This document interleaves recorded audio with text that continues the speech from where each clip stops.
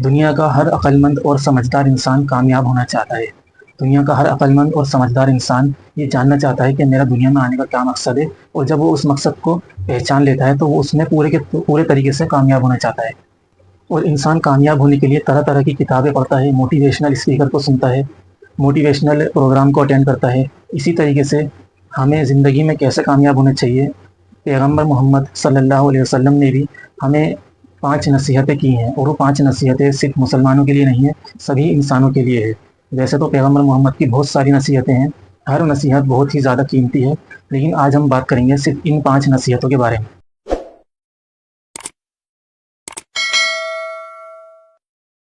تو اب ہم پڑھنے جا رہے ہیں اس حدیث کو، یعنی اس نصیحت کو جو پیغمبر محمد نے سب انسانوں کے لیے دی ہے۔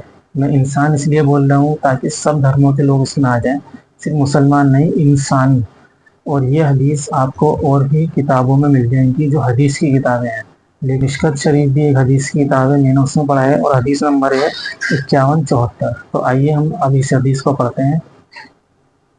حضرت عمرو بن میمون رضی اللہ عنہ بیان کرتے ہیں کہ رسول اللہ صلی اللہ علیہ وسلم نے ایک آدمی کو نصیحت کرتے ہوئے فرمایا، یعنی ایک صحابی ہیں، ایک شخص ہیں حضرت عمرو بن میمون، وہ دیکھ رہے ہیں کہ پیغمبر محمد صلی اللہ علیہ وسلم کسی آدمی کو نصیحت کر رہے ہیں، اور وہ نصیحت اتنی قیمتی ہے کہ وہ ہر انسان کو اس پر عمل کرنا چاہیے، اس کو یاد رکھنا چاہیے۔ تو وہ کیا نصیحت ہے، سب سے ایک ایک کر کے ہم جانتے ہیں۔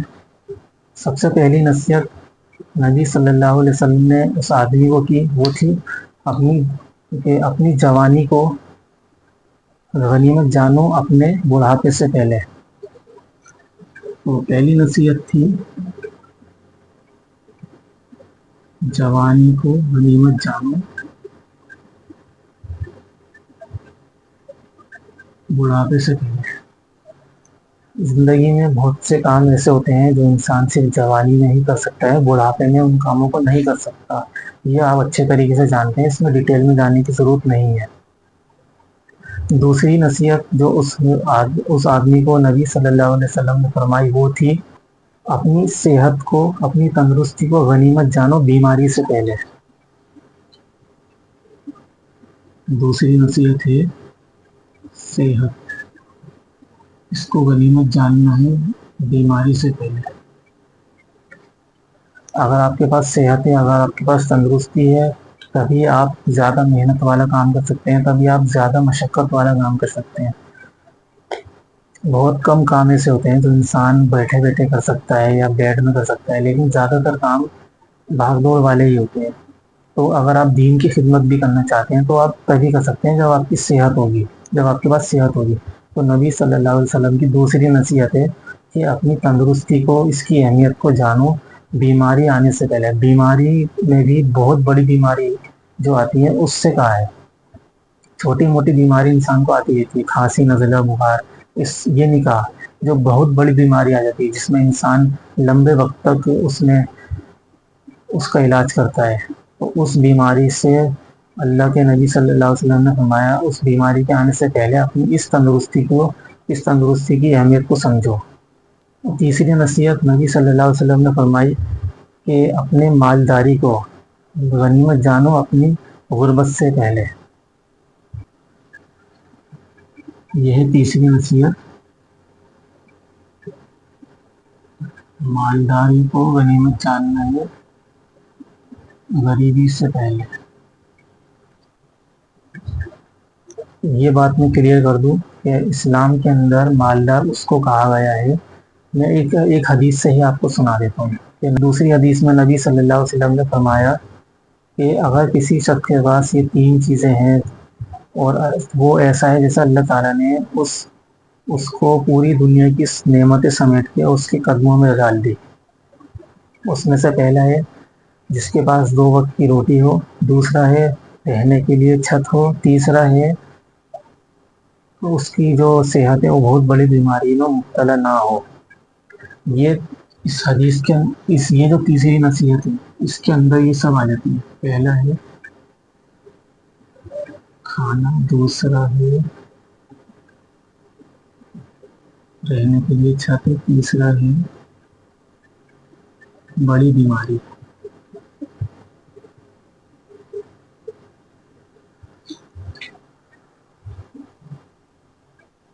तो ये तीसरी नसीहतों में के अंदर ये 3 नसीहतें आती हैं पैगंबर मोहम्मद की, लेकिन ये दूसरी हदीस में मिलती है हमें।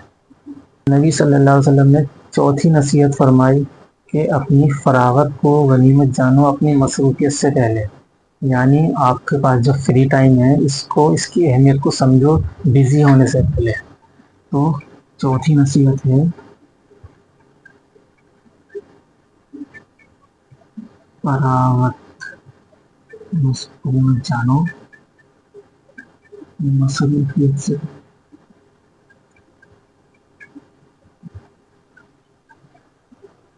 हमारे पास बहुत ज़्यादा फ्री टाइम होता है, लेकिन हम उस वक्त को किसी ऐसे काम में लगा देते हैं जहां हमारे पास न दुनिया का कोई हमें फ़ायदा होता है, ना आखिरत का कोई फ़ायदा होता है। वो काम क्या है वो आप खुद ही जानते हैं, उसमें डिटेल में जाने की ज़रूरत नहीं है। 5वीं नसीहत नबी सल्लल्लाहु अलैहि वसल्लम ने फरमाई कि अपनी इस ज़िंदगी को जो आप दुनिया में जिया है इसकी अहमियत को समझो मरने से पहले। ये है 5वीं नसीहत, ज़िंदगी की अहमियत को समझो